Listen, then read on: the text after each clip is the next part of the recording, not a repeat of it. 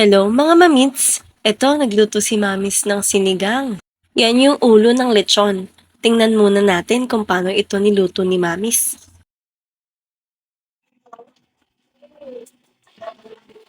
Ilagay na natin yung pata at saka laman ng baboy.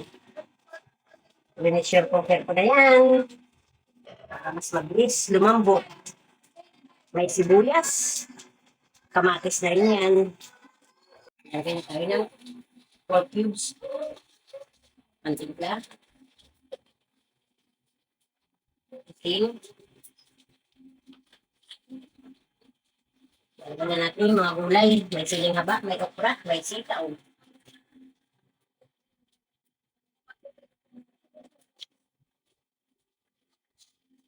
Lalagay na natin yung ulo ng baboy na linitsyon.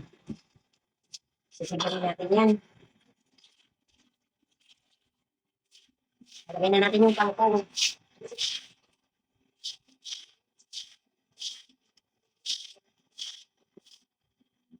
Lalagay na tayo ng tamarind.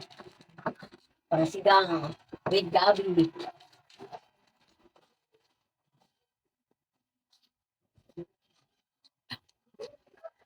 Luto na yung sinigang na ulo ng baboy. Kain na tayo.